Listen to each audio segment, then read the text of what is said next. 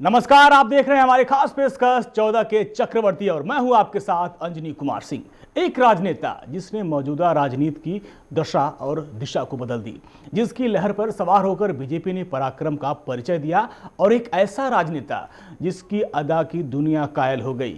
2014 में नरेंद्र मोदी ने ऐसा कमाल किया जिसने उसका रुतबा और भी बढ़ा दिया।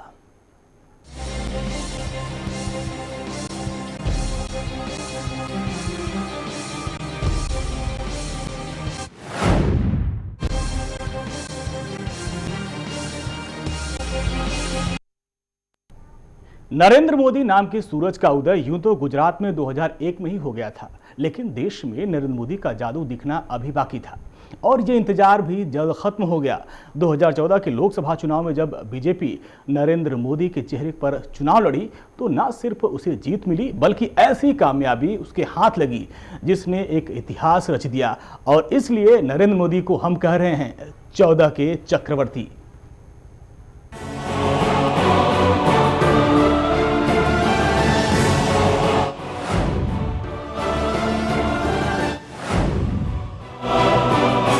बीजेपी में मोदी का दबदबा। मोदी के सहारे बीजेपी का उत्थान। साल 2014 बीजेपी के लिए राजनीतिक मायनों में काफी महत्वपूर्ण और उपलब्धियों से भरा रहा। जनसंघ की स्थापना से लेकर अब तक के इतिहास में बीजेपी के लिए यह साल काफी सुनहरा रहा। बीजेपी ने पहली बार लोकसभा में अपने दम पर पूर्ण बहुमत हासिल किया और साथ ही एक के बाद एक विधानसभाओं में भी कमल को खिलाया, तो वहीं कांग्रेस को पीछे पछाड़ते हुए देश की प्रमुख राजनीतिक शक्ति बनकर जनता के सामने आई। 2014 के शुरुआत में ही पार्टी ने राजस्थान, मध्य प्रदेश और छत्तीसगढ़ विधानसभा चुनावों में शानदार जीत हासिल की। इन तीनों राज्यों में पहले से भी अच्छे प्रदर्शन के साथ बीजेपी ने जीत हासिल की। उत्साहित बीजेपी नेतृत्व ने कांग्रेस मुक्त भारत का नारा उछाला। नरेंद्र मोदी की अगुवाई में लोकसभा चुनाव लड़ रही बीजेपी ने कांग्रेस के साथ साथ क्षेत्रीय दलों को भी धूल चटाते हुए एक ऐतिहासिक जीत दर्ज की। बीजेपी ने न केवल पहली बार पूर्ण बहुमत हासिल किया, बल्कि खंडित जनादेश के चलते केंद्र में 30 साल से चली आ रही गठबंधन सरकारों की मजबूरी को भी खत्म कर दिया। बीजेपी के लिए 2014 की शुरुआत अच्छे के साथ हुई और उसका अंत भी बेहद अच्छे तरीके से हुआ। महाराष्ट्र और हरियाणा को जीतकर उसने अपनी सरकार बनाई। भले ही बीजेपी को महाराष्ट्र में सरकार बनाने के लिए एड़ी चोटी का जोर लगाना पड़ा, लेकिन आखिरकार सरकार बनाकर ही उसने दम लिया। इसके बाद पार्टी ने साल के अंतिम दिनों में झारखंड में भी जीत का झंडा फहराया। यही नहीं, जम्मू कश्मीर विधानसभा चुनाव में वो 28 सीट जीतने वाली पीडीपी के बाद 25 सीट जीतने वाली दूसरी सबसे बड़ी पार्टी बनकर उभरी, और यहां भी उसने अपने अब तक के इतिहास में सबसे अधिक सीट जीती। बीजेपी ने साल 2014 में कमल को खिलाकर न सिर्फ उत्तर भारत, पश्चिम भारत और मध्य भारत के अधिकतर राज्यों में अपना परचम लहराया, बल्कि वह पूर्वी राज्य पश्चिम बंगाल पर भी अपनी नजर बनाए हुए है। दीदी के गढ़ को अपना गढ़ बनाने की तैयारी में अब बीजेपी मुखर होती नजर आ रही है। ममता बनर्जी के नेतृत्व वाली तृणमूल कांग्रेस को बीजेपी कड़ी चुनौती देती दिख रही है। बीजेपी की अब तक की अजेय बढ़त को देखते हुए विपक्ष दल संयुक्त रूप से उसका सामना करने की रणनीति बनाने को मजबूर हो गए हैं, और इसका सबसे बड़ा उदाहरण बिहार में बीजेपी को रोकने के लिए बनाया गया जेडीयू और आरजेडी के साथ साथ कांग्रेस का महागठबंधन है। लेकिन मोदी के आगे जनता परिवार के दल बिहार विधानसभा में उनके काम ना आए तो उत्तर प्रदेश के लिए भी अब ऐसी ही तैयारी के आसार हैं।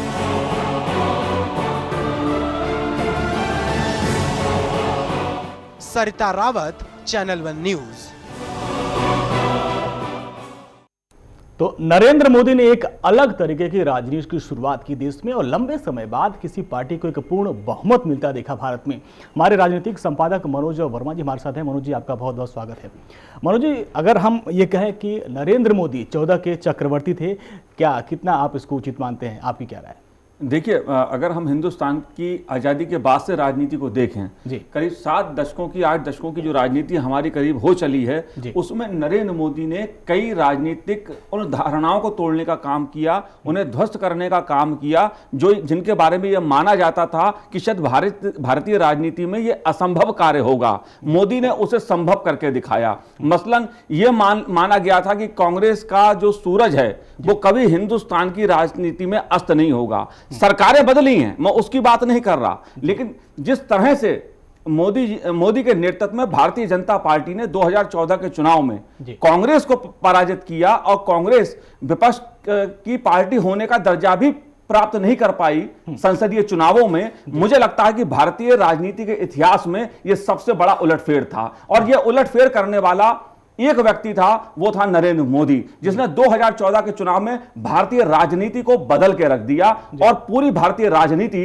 जो किसी जमाने में कांग्रेसमय होती थी, इंदिरामय होती थी, वो आज 2014 में मोदीमय हो चली है। राज्यों से लेकर दिल्ली तक, केंद्र तक मोदी ही मोदी छाए हुए हैं जी। बिल्कुल, लेकिन मनोज जी, मोदी जी का ये जो सफर था इतना आसान नहीं था। जब उनको चुनाव कमान सौंपी गई थी, बीजेपी में भी उसका विरोध हुआ, एनडीए का जो गठबंधन था बिहार में वो टूट गया, नीतीश कुमार अलग हो गए, वहां पर सरकार से वो अलग हो गए। तो तमाम विरोधों के बावजूद जब उन्होंने अपना ये विजय रथ की शुरुआत की, जो आज भी अभी भी जारी है, और अब जिस तरीके से एक बड़ी चीज हुआ आज की राजनीति में मनोज जी, क्षेत्रीय सत्रप जो थे उनकी दुकानदारी बंद हो गई है। क्या आपको लगता है कि आने वाले जो चुनाव हैं उसमें मोदी की अब आगे की चुनौतियां क्या होंगी? अंजलि जी, बहुत अच्छा सवाल आपने उठाया कि अगर मैं बात 2014 के चक्रवर्ती की हम लोग कर रहे हैं और की जा रही है, तो उसकी वजह है कि मोदी ने कोई एक मोर्चा फतह नहीं किया, कोई एक मोर्चे पे वो नहीं जूझ रहे थे, बल्कि उन्हें बहुकोणीय मोर्चों पे जूझना पड़ रहा था। एक तरफ बीजेपी के गठबंधन दल थे, जनता दल यू जैसे लोग जो मोदी के विरोध में खड़े थे, पार्टी के भीतर से चुनौती मिल रही थी, आडवाणी जी और कुछ नेता उनके नेतृत्व को चुनौती दे रहे थे, और यह लग रहा था कि गुजरात दंगों की छाया से निकले जो नरेंद्र मोदी हैं, देश की राजनीति धर्मनिरपेक्षता और सांप्रदायिकता में बट जाएगी। इस प्रकार के जो चुनौतियां थी, क्षेत्रीय छत्रप थे, एक देश की सबसे पुरानी कांग्रेस पार्टी थी, इस तरह की चुनौतियां थी, और यह माना जा रहा था कि जो भारतीय जनता पार्टी कभी अपने दम पे 200 सीटें नहीं जीत पाई, आखिर नरेंद्र मोदी के नेतृत्व में बीजेपी कमल कैसे देश में खिलाएगी। और नरेंद्र मोदी के नेतृत्व में बीजेपी ने 282 सीटें हासिल करके एक ऐसी उपलब्धि हासिल की जो भारतीय राजनीति में इससे पहले किसी गैर कांग्रेस दल ने हासिल नहीं की थी। बीजेपी के नेतृत्व में जो सरकार बनी है 2014 में, जिसके प्रधानमंत्री नरेंद्र मोदी है, वो पहली ऐसी सरकार है हिंदुस्तान के राजनीतिक इतिहास में जो हम कह सकते हैं कि पूर्ण बहुमत के साथ गैर कांग्रेसी सरकार है। सबसे बड़ा तो यह था। जहां तक चुनौतियों की बात है, तो मुझे लगता है कि नरेंद्र मोदी शायद चुनौतियों से रूबरू होकर और अपनी लड़ाई जीतने में यकीन करते हैं। आप देखिए, जब वो दिल्ली से गुजरात गए थे तब भी उन्हें वहां चुनौती कम सामना नहीं करना पड़ा था।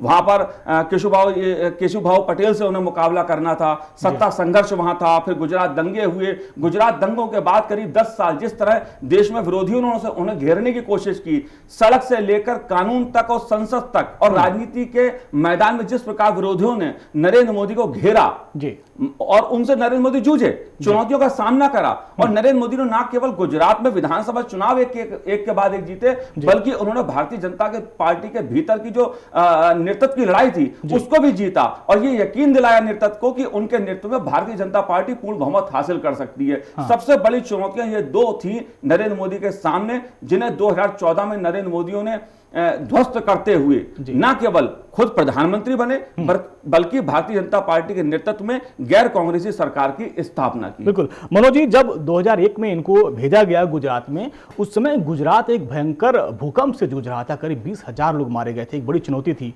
केशु भाई जी से भी उनको उनके जो एंटी लॉबी थी उसको भी उनको मजबूत करना था। इसके बाद गोधरा दंगा जो हुआ, गुजरात दंगा हुआ, सबको पार करते हुए 2000 में उन्होंने चुनाव जीता, 7 में जीता, 2012 में जीता और अब लोकसभा में उन्होंने भारी बहुमत से जीत दिलाई और ये जीत का सिलसिला जारी है। आखिर इसके पीछे की कुछ बड़ी वजह आपको क्या नजर आई कि जो चक्रवर्ती बनने की दिशा में चक्रवर्ती बन गए नरेंद्र मोदी? देखिए, नरेंद्र मोदी ने सबसे पहले गुजरात में अपना टेस्ट दिया जी, शासन का, सत्ता का। वो चुनौतियों से निकले हुए नेता हैं। आपने जैसा कहा, भुज में भूकंप आया, उन्होंने वहां पर उसका सामना किया और भुज में पुनर्निर्माण जिस तरह से किया, उसकी प्रशंसा पूरी दुनिया में हुई। जिस प्रकार से उन्होंने भूकंप का मुकाबला वहां के लोगों के साथ मिलकर किया, गुजरात को खड़ा किया, उसकी प्रशंसा देश दुनिया में हुई। उसके बाद गुजरात दंगे हुए, गुजरात दंगों के बाद जिस प्रकार से नरेंद्र मोदी ने विकास का एजेंडा गुजरात में चलाया और जिस प्रकार विकास का संदेश पूरी दुनिया में दिया कि गुजरात विकास की बात करना चाहता है, गुजरात दंगों की बात नहीं करना चाहता, गुजरात विकास के रास्ते पर चलना चाहता है। गुजरात एक ऐसा प्रदेश है जो विकास चाहता है और उनका विकास का एजेंडा ये चला। वहां की जनता ने बराबर उनको वोट देके जिताया, बार बार मुख्यमंत्री बनाया और यही उनकी जो खूबी थी वो उन्हें दिल्ली तक खींच के लेके आई। तो मैं ये कहूंगा कि जो आपने सवाल किया कि आखिर वो ही क्यों, नरेंद्र मोदी ही क्यों? नरेंद्र मोदी इसलिए कि गुजरात में उन्होंने विकास का जो एजेंडा अपना चलाया उसे पूरी दुनिया ने पसंद किया, देश ने पसंद किया। पहले गुजरात की जनता ने किया, उसके बाद देश ने पसंद किया और अब नरेंद्र मोदी अंतरराष्ट्रीय स्तर पे भारत के विकास के एजेंडे को फैला रहे हैं। और मुझे लगता है उनका जो नरेंद्र मोदी का विकास का एजेंडा है वो ही गुजरात से लेकर दिल्ली तक नरेंद्र मोदी की सबसे बड़ी ताकत है। बिल्कुल, तो ये कुछ नरेंद्र मोदी की ताकत है जिसकी वजह से वो 2014 के चक्रवर्ती बन गई। नरेंद्र मोदी ने ताबड़तोड़ रैलियां की, बिना थके लगातार प्रचार करते रहे और नतीजा नरेंद्र मोदी के नाम के आगे आज प्रधानमंत्री लिखा जाता है। चुनाव प्रचार के दौरान आलम ये था कि जहां भी मोदी जाते थे उनके नाम की गूंज सुनाई देती थी और मोदी भी मुस्कुराकर जनता का जवाब देते थे। तो प्रधानमंत्री नरेंद्र मोदी का चक्रवर्ती बनने का जो सफर था वो इतना आसान नहीं था। जब उनको लोकसभा चुनाव की कमान मिली थी तो उनके सामने बहुत सारी चुनौतियां थी और जहां जहां मोदी गए चुनाव में वहां वहां पूरा माहौल मोदीमय हो गया। और हमारे साथ मनोज जी हमारे साथ लगातार बने हुए हैं। मनोज जी, जिस तरीके से अगर हम गुजरात की मोदी की बात करें, लेकिन जब उनको लोकसभा की कमान मिली तो एक अलग मोदी हमको नजर आए। क्या लगता है जो एक अलग मोदी था उसके वो एक नया मोदी, उसने पूरे देश का दिल जीत लिया? देखिए, जहां तक गुजरात की बात मैं करूं तो गुजरात में नरेंद्र मोदी ने तो विकास के एजेंडे को आगे बढ़ाया जी, लेकिन राष्ट्रीय स्तर पर जिस प्रकार से उनके विरोधी थे, हाँ, खास तौर से जो विरोधी दल थे भाजपा के, उन्होंने सिर्फ गुजरात को दंगों तक सीमित कर दिया। बिल्कुल, और वो दंगों की एक सियासत, मैं कहूंगा कि मोदी विरोधियों ने दंगों की सियासत की तो जवाब में मोदी ने गुजरात के विकास की सियासत की। और अंत में हमने देखा कि चुनाव जो हुआ लोकसभा का वो सांप्रदायिकता, धर्मनिरपेक्षता का नहीं हुआ, बल्कि एक तरफ गुजरात के दंगों का मुद्दा था कि कांग्रेस पार्टी और दूसरे दल ये कहते थे कि गुजरात के दंगों के दाग मोदी पे हैं। दूसरी तरफ नरेंद्र मोदी इस बात पर थे कि भाई मैं दंगों की बात नहीं कर रहा, मैं विकास की बात कर रहा हूं। और नरेंद्र मोदी ने विकास के नाम पर लोकसभा का चुनाव लड़ा और देश की जनता ने उसे पसंद किया। आप देखिए कैसी छोटी छोटी नरेंद्र मोदी ने चुनाव में बात की कि मैं चाय वाले परिवार से आता हूं, मैंने चाय बेची है, इस तरह की चीजें उन्होंने अपने चुनावों में कही। उन्होंने सीधा संवाद जनता के साथ किया, छोटी छोटी बातें कही और उसी का परिणाम यह हुआ कि देश की जनता ने उनको पसंद किया। और सबसे बड़ी बात थी कि स्पष्ट बोले, वो दंगों पे नहीं पड़े, वो कांग्रेस की चाल में नहीं उलझे, हाँ, बल्कि उन्होंने कोशिश की विकास एजेंडा बने। हाँ, और आप देखिए कितनी चालाकी के साथ वो पार्टी को निकाल के ले गए। उन्होंने महंगाई को मुद्दा बनाया, उन्होंने विकास को मुद्दा बनाया, वो कहीं कांग्रेस की सांप्रदायिकता की चाल में नहीं फंसे। और ये सबसे बड़ा उनका मास्टर स्ट्रोक था कि चुनाव विकास पर हो, सांप्रदायिकता पर नहीं हो। लेकिन आप देखिए मोदी ने सांप्रदायिकता की बात नहीं की, लेकिन उसके बावजूद कांग्रेस ने जिस प्रकार से दंगों का मुद्दा उठाया, उसे बनाया, वो चुनाव अपने आप मैं कहूंगा कि धर्म आधारित भी हो गया था। बिल्कुल मनोज जी, आप पूरे चुनाव में आपने देखा होगा मोदी के ऊपर तमाम कटाक्ष किए गए, लेकिन मोदी ने किसी विरोधी का जवाब नहीं दिया खुलकर। आपने को याद होगा उनको चाय वाला कहकर बुलाया गया, कांग्रेस के कुछ सज्जन बोले थे कि हमारी पार्टी में आकर चाय बेचो तुम, तो तमाम सारे आरोप लगे, तमाम कटाक्ष किए गए, लेकिन मोदी सिर्फ विकास के रास्ते पर और नेशन की बात करते रहे। किसी विरोधी का खुलकर उन्होंने जवाब पलटवार नहीं किया, कहीं भी अपना उन्होंने आपा नहीं खोया पूरे चुनाव के दौरान। नहीं, देखिए नरेंद्र मोदी ने चीजों को बहुत उससे पकड़ा जी। अगर कांग्रेस के कुछ नेता ने उन्होंने कहा कि नरेंद्र मोदी चुनाव नहीं जीत पाएंगे, वो आके चाय का ठेला कांग्रेस मुख्यालय पर लगा ले, चाय कांग्रेस मुख्यालय पर बेचे, कांग्रेस पार्टी जगह दे देगी, तो नरेंद्र मोदी ने उस पर क्या कहा कि मुझे चाय वाला होने पर गर्व है। बिल्कुल। देखिए इस देश में चाय की चर्चा शुरू हुई, राजनीति पे हुई, और देश में हर किसी ने चाय पे चर्चा की। उन्होंने चाय को लोगों से जोड़ दिया, चाय को राजनीति से जोड़ दिया, और चाय की चर्चा को एक मुद्दा बना दिया। और कांग्रेस पार्टी को, जो कांग्रेस पार्टी ने कहा कि चाय का ठेला हमारे यहां लगाए, उसी से नरेंद्र मोदी ने चाय को मुद्दा बना के कांग्रेस को ही घेर लिया। मोदी जी अगर इसको ये कहें कि जो इनके लिए हथियार था कांग्रेस का, उसी हथियार से उन्होंने कांग्रेस का सुपड़ा साफ कर दिया। बिल्कुल। देखिए कांग्रेस पार्टी के नेताओं ने उनको नीच भी कहा, पिछड़ा भी कहा जी। तो मोदी ने क्या कहा कि गरीब का बेटा हूं, इसलिए क्या मुझे पीएम बनने का हक नहीं है? पिछड़ा हूं तो क्या पीएम बनने का हक नहीं है? देखिए कांग्रेस पार्टी जिस प्रकार की राजनीति कर रही थी, नरेंद्र मोदी ने उसका काउंटर अपने तरीके से किया, और अंततः उसका खामियाजा कांग्रेस पार्टी को उठाना पड़ा। वो चाहे गरीबी का मुद्दा हो, चाहे महंगाई का मुद्दा हो, चाहे भुखमरी का मुद्दा हो, चाहे राज्यों और केंद्रों के संबंधों का मुद्दा हो, नरेंद्र मोदी ने हर मुद्दे पे कांग्रेस को निशाने पर रखा। वो कहीं क्षेत्रीय दलों से उलझते हुए नजर नहीं आए। उन्होंने विश्वास के साथ जनता से पूर्ण बहुमत मांगा। देखिए मैंने कई दशकों, 2 दशक तक बीजेपी की राजनीति करीब से देखा है। नरेंद्र मोदी पहले बीजेपी के नेता जो प्रधानमंत्री पद के उम्मीदवार थे, मैंने उन्हें देखा करीब से। वो पहले ऐसे नेता थे जिन्होंने यह कहा कि मैं पूर्ण बहुमत चाहता हूं, मैं 272 चाहता हूं, 272 का उन्होंने लक्ष्य रखा। वरना इससे पहले होता क्या था, चाहे हम अटल जी बहुत लोकप्रिय देश के नेता रहे हैं, अडवाणी जी बहुत लोकप्रिय नेता रहे हैं, लेकिन किसी ने भी इतना बड़ा लक्ष्य पहले नहीं रखा। नरेंद्र मोदी ने बड़ा लक्ष्य रखा और उसे हासिल करने के लिए अपने ढंग से पूरी ताकत उन्होंने झोंकी। अब बिल्कुल मनोज जी, इस चुनाव में अगर आप नजर डालें तो जो मोदी जी की सोच थी वो कहीं इनकी बड़ी दूरगामी थी, और जिस तरीके से चुनाव प्रचार उन्होंने किया वो आप अमेरिका के चुनाव में देखते होंगे। जब राष्ट्रपति ओबामा का जो चुनाव था, 3D तकनीकी से चुनाव, शायद 3D तकनीकी का चुनाव अमेरिका में भी नहीं हुआ, उस तकनीकी से एक साथ वो 300 जगहों पर लोगों को संबोधित करते थे। कहीं न कहीं एक नई तकनीक, एक नई तरह से चुनाव प्रचार की शुरुआत की उन्होंने भारतीय राजनीति में।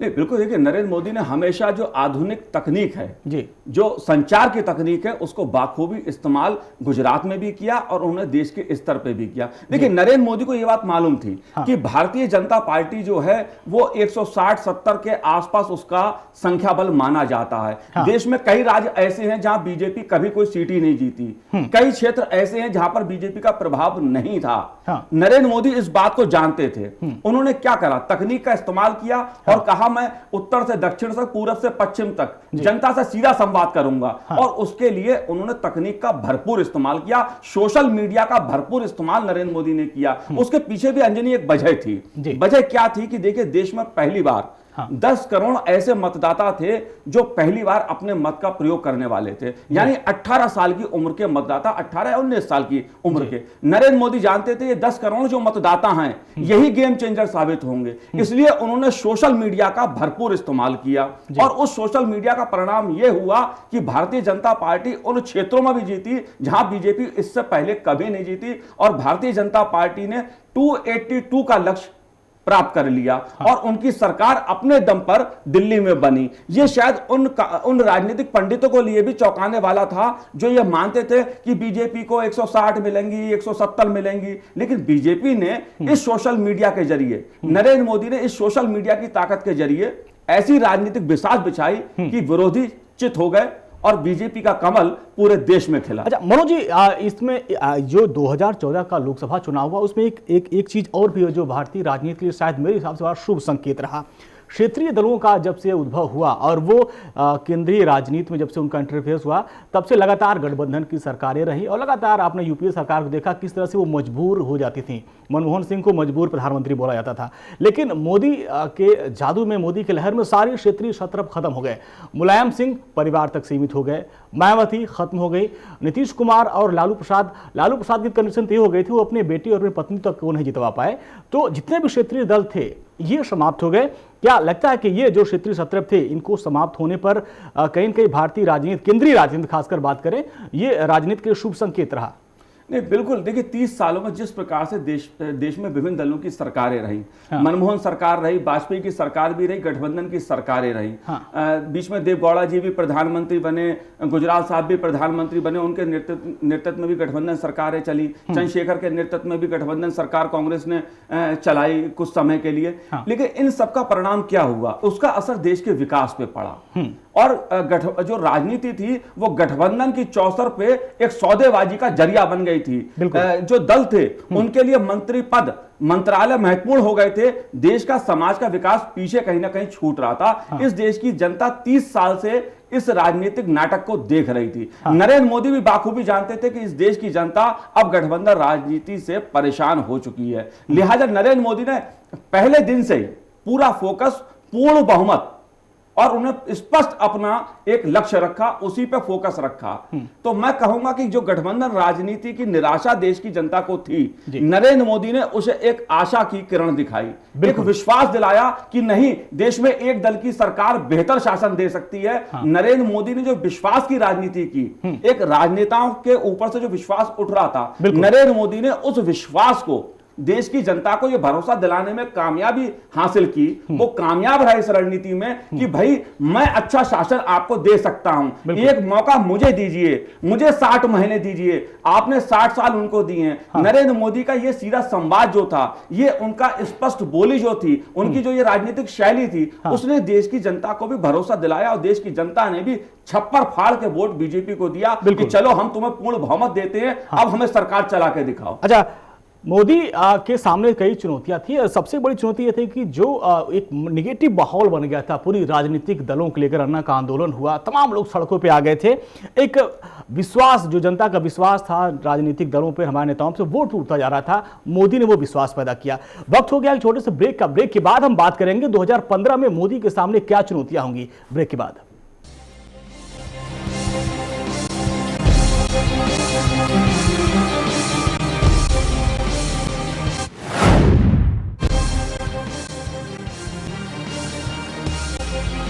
तो मोदी का पूरा सफर बड़ा संघर्ष भरा था। एक साधारण से परिवार में उन्होंने जन्म लिया था। उसके बाद चाय से लेकर पीएम तक का जो सफर आपने देखा, उसमें कई चुनौतियां आई और जो सबसे बड़ी चुनौती उनकी राजनीतिक थी वो गोधरा कांड को लेकर थी। इसके बाद जो 2002 में जो दंगे हुए थे, मनोज जी, 2002 में जो दंगे हुए गुजरात में, उसके दाग क्या लगता है कि अब मोदी के सिर से धुल गए हैं?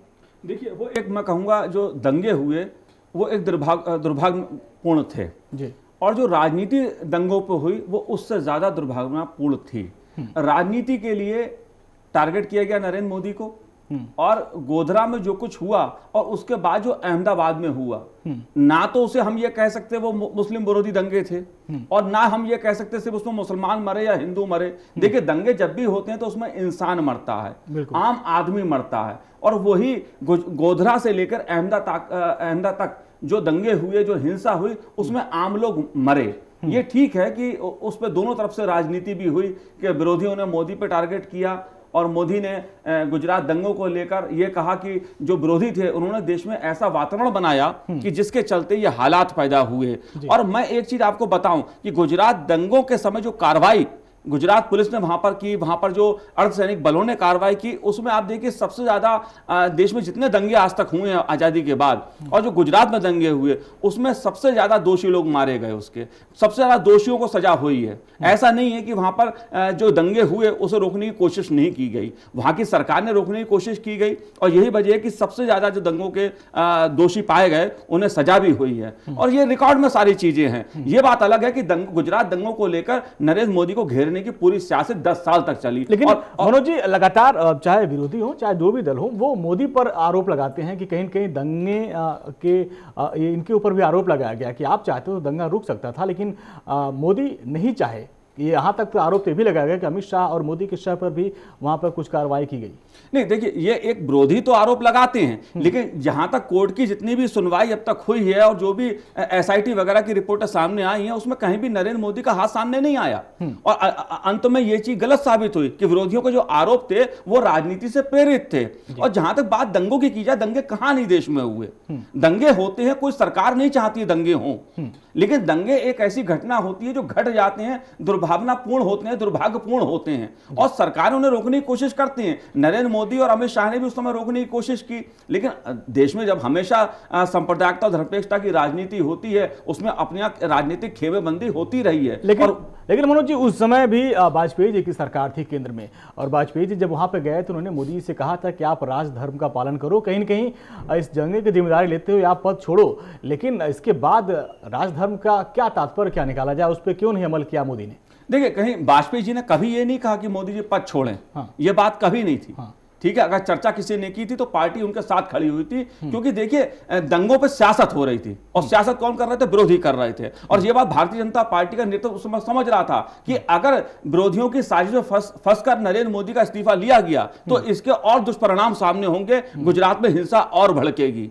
जहां तक वाजपेयी जी ने जो राजधर्म की बात कही थी, उसका तात्पर्य यह था कि भाई जो दोषी लोग हैं उनके खिलाफ कार्रवाई कीजिए, और मोदी जी ने कार्रवाई की, मोदी सरकार ने कार्रवाई की। उस समय रिकॉर्ड गवाह इसके जो पुलिस के रिकॉर्ड हैं, जो कानूनी कार्रवाई है, वो इस बात की गवाह है कि देश में जितने भी दंगे हुए उनमें सबसे ज्यादा जो लोग पकड़े गए, जो लोग उसके जिम्मेदार थे, वो गुजरात दंगों के सिलसिले में ही पकड़े गए। तो राजधर्म की जो बात वाजपेयी जी ने की थी वो उससे संबंधित थी, लेकिन विरोधियों ने उसको भी मोदी जी के गले में डाल दिया। लेकिन मनोज जी, सवाल यहाँ ये भी उठता है कि लोकसभा चुनाव हो, चाहे इधर भी जो 4-5 विधानसभा चुनाव हुए, लगातार बीजेपी का परचम रहा, लेकिन क्या आपको लगता है कि मोदी अभी भी अल्पसंख्यक समाज के जो लोग हमारे हैं उनका दिल जीत पाए हैं? अभी भी उनके अंदर मोदी का खौफ है?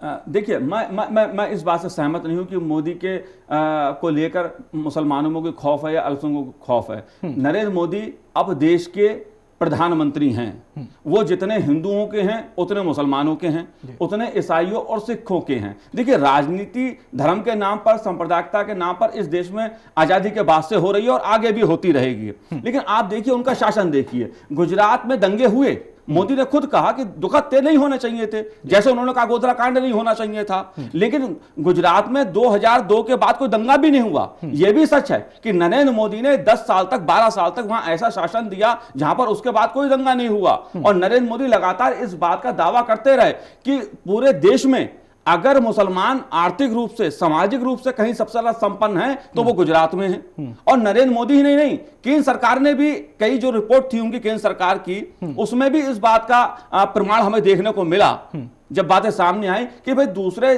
दलों की जो सरकारें हैं उन दलों की तुलना में मोदी के शासन में मुसलमान अधिक सुखद था, मुसलमान ने अधिक तरक्की की, अल्पसंख्यकों ने अधिक तरक्की की। तो कुल मिलाकर अगर मैं कहूं कि नरेंद्र मोदी को घेरने के लिए विरोधियों ने गुजरात दंगों को मुद्दा बनाया, और मैं ये बात मानता हूं कि कांग्रेस पार्टी ने जिस प्रकार से 10 साल तक गुजरात दंगे का शोर मचाया, उसने नरेंद्र मोदी को एक ताकत देने का काम किया। नरेंद्र मोदी ने विकास को एजेंडा बनाया, और अंत में हुआ कि विकास के मुकाबले में कांग्रेस का गुजरात का दंगा चुनाव हारा, और देश की जनता ने एक प्रकार से नरेंद्र मोदी को क्लीन चिट देते हुए उनके विकास एजेंडे को स्वीकार किया। इन सबके बीच वर्तमान राजनीति की अगर हम बात करें, जिस तरीके से विकास का एजेंडा तो उन्होंने अपनाया, लेकिन अभी जो धर्म परिवर्तन का मामला आ रहा है, धर्मांतरण का मामला आ रहा है, जब से बीजेपी की सरकार बनी तब से हिंदूवादी संगठन कुछ ज्यादा एग्रेसिव हो गए हैं। धर्मांतरण का मामला आगरा में हुआ, अलीगढ़ में कराने की बात चल रही थी, इसके बाद राजेश्वर सिंह जो उन्होंने कहा 2021 तक सभी हिंदू हो जाएंगे। तो आखिर इस पूरे मामले पर प्रधानमंत्री नरेंद्र मोदी से मांग की जा रही, संसद में कुछ बोले, क्यों नहीं बोलते रहे?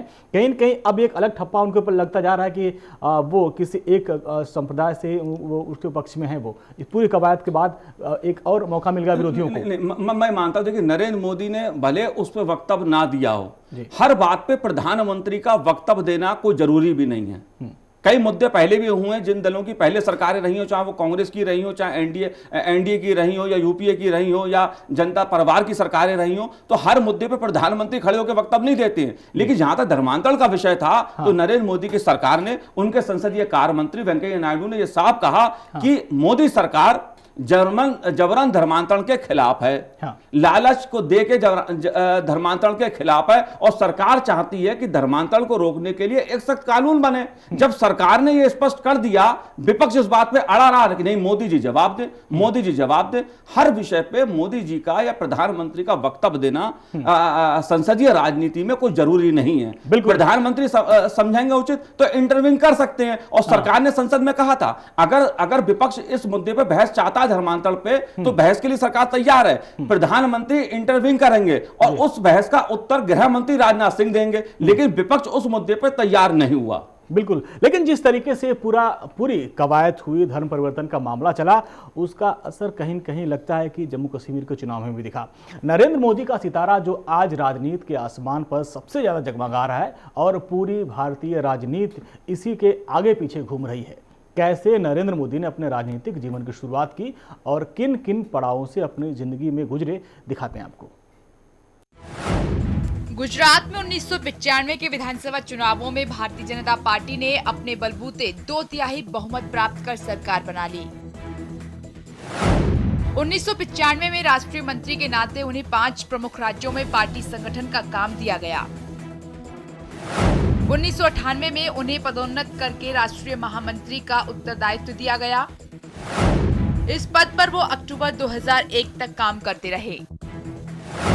भारतीय जनता पार्टी ने अक्टूबर 2001 में केशुभाई पटेल को हटाकर गुजरात के मुख्यमंत्री पद की कमान नरेंद्र मोदी को सौंप दी। लगातार 4 बार 2001 से 2014 तक मुख्यमंत्री चुने गए। मोदी के नेतृत्व में 2012 में हुए गुजरात विधानसभा चुनाव में भारतीय जनता पार्टी ने स्पष्ट बहुमत प्राप्त किया। भाजपा को इस बार 115 सीटें मिली। मुख्यमंत्री के रूप में नरेंद्र मोदी ने गुजरात के विकास के लिए जो महत्वपूर्ण योजनाएं प्रारंभ की, वह उन्हें क्रियान्वित कराया। 2014 लोकसभा चुनाव, प्रधानमंत्री पद के उम्मीदवार। गोवा में भाजपा कार्य समिति द्वारा नरेंद्र मोदी को 2014 के लोकसभा चुनाव अभियान की कमान सौंपी गई थी। 13 सितंबर 2013 को हुई संसदीय बोर्ड की बैठक में आगामी लोकसभा चुनावों के लिए प्रधानमंत्री पद का उम्मीदवार घोषित कर दिया गया। लोकसभा चुनाव प्रचार के दौरान 3 लाख किलोमीटर की यात्रा कर देश में 437 बड़ी चुनावी रैलियां। मोदी साल 2001 से 2014 तक तकरीबन 13 साल गुजरात के 14वें मुख्यमंत्री रहे और हिंदुस्तान के 15वें प्रधानमंत्री बने। राष्ट्रपति ने नरेंद्र मोदी को भारत का 15वां प्रधानमंत्री नियुक्त करते हुए इस आशय का विधिवत पत्र सौंपा। नरेंद्र मोदी ने सोमवार 26 मई 2014 को प्रधानमंत्री पद शपथ ली। तो 2001 से लेकर 2014 तक अब तक नरेंद्र मोदी अपराजित रहे, ये अगर कहा जाए तो ये गलत नहीं होगा। मनोज जी, लेकिन जिस तरीके से धर्मांतरण के मुद्दे पर हम चर्चा कर रहे थे, धर्मांतरण का मुद्दा उसी बीच आया जब झारखंड और जम्मू कश्मीर में चुनाव हो रहा था। क्या इसी वजह से जम्मू कश्मीर में बीजेपी की सीट कुछ कम हो गई जितनी उम्मीद थी, और झारखंड में भी वो लक्ष्य नहीं मिल पाया जो 41 का उनका टारगेट था, 37 पर अटक गए वो लोग आके? ये आप कुछ हद तक कह सकते हैं, लेकिन मैं मोटे तौर पे इस बात से सहमत नहीं हूं, क्योंकि जो झारखंड और जम्मू कश्मीर की राजनीति है वो अलग है। मैं कहूंगा कि झारखंड में ईसाई मशीनरीज जिस प्रकार से धर्मांतरण के काम में वहां लगी हैं, आरोप लगते रहे हैं, वो भी वहां एक मुद्दा बना।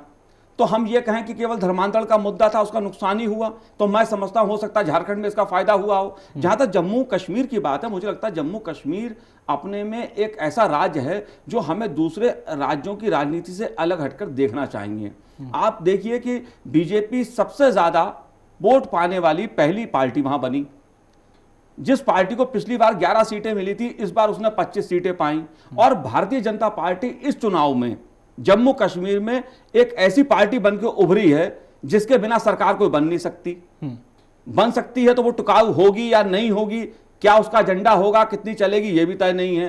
तो मैं ये समझता हूं कि जम्मू कश्मीर में, खासतौर से जम्मू में बीजेपी को बहुत फायदा हुआ। हाँ, और जम्मू और घाटी मतलब हम कश्मीर की बात करें और इधर लद्दाख की बात करें, ये तीनों जो क्षेत्र हैं उनकी अपनी अपनी राजनीतिक कारण है, अपनी राजनीतिक परिस्थितियां हैं। लेकिन ये जो धर्मांतरण का मामला था, कहीं न कहीं एक मुस्लिम विरोधी चेहरा बीजेपी का है, जिसकी वजह से लद्दाख और घाटी में बीजेपी खाता नहीं खोल पाई। नहीं, देखिए बीजेपी ने इस मुद्दे पर कुछ बोला ही नहीं। हाँ। कि धर्मांतरण हम कोई करा रहा उसका हम समर्थन कर रहे हैं। देखिए देश में इससे पहले भी तमाम संगठन ऐसे हैं, सामाजिक संगठन हैं, कई हिंदू संगठन हैं जो ईसाई मिशनरीज या जो दूसरे संगठन हैं वो हिंदुओं का धर्मांतरण कराते हैं और जो हिंदू संगठन है वो उनकी घर वापसी कराते हैं। हाँ। तो ये देश में जो मुद्दा है ये कोई अभी नहीं उठा है। मुझे अच्छी तरह पता है इस बात का, वो इतिहास में भी दर्ज है कि महात्मा गांधी ने भी इस बात पे चिंता व्यक्त की थी कि जो ईसाई मशीनरीज इस देश में धर्मांतरण का काम कर रही है उस पर रोक लगनी चाहिए, और ये देश में बात उठती रही है। ये 2014 की बात हमने कर ली, 2015 की चुनौतियां क्या होंगी?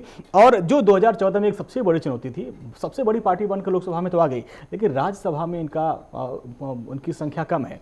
क्या यही वजह है कि लगातार जो बिल वो लोकसभा में पास करवाते थे वो राज्यसभा में नहीं कर पाते थे, लगातार हंगामा होता रहा और लगातार ये अध्यादेश वाली सरकार बनती जा रही है? तो फायदा क्या पूर्ण बहुमत सरकार का?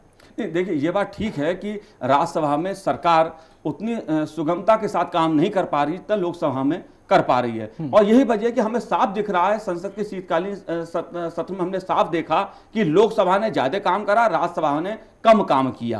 राज्यसभा में ज्यादा हंगामा करा। उसकी वजह एक ही है कि राज्यसभा में विपक्षी दल जो है वो बहुमत में है, बीजेपी के पास उतनी संख्या नहीं है कि वो अपने दम पे बिल पारित करा सके। ये एक सच है और शायद 2017 तक ये स्थिति राज्यसभा में बनी भी रहेगी। लेकिन देखिए, जिस प्रकार से राजनीति हुई राज्यसभा लोकसभा की, उसने मुकाबला राज्यसभा बनाम लोकसभा बना दिया है। बीजेपी लोकसभा में अपने बिल पास करा ले रही है, राज्यसभा में विपक्ष कह रहा है ठीक है तुम वहां पास करा लो, हम नहीं कराएंगे। अब ऐसे में देश तो चल रहा है और जो महत्वपूर्ण मुद्दे हैं और जो महत्वपूर्ण बिल हैं उसे भी सरकार को लागू करना है। इसलिए सरकार, चाहे इंश्योरेंस की बात हो या भूमि अधिग्रहण की बात हो, सरकार ऑर्डिनेंस लेकर आई ताकि देश को नीति मिले। लेकिन मनोज जी, जिस तरीके से चुनाव से पहले तमाम वायदे मोदी जी ने किया हो या बीजेपी ने किया हो, नया साल आ गया, 2015 आ गया, उन वायदों का क्या हुआ? अभी तक कुछ आरोप भी लगता है, ये कहा जाता है कि अभी तक वो जो वायदे थे वो धरातल पर नहीं आए।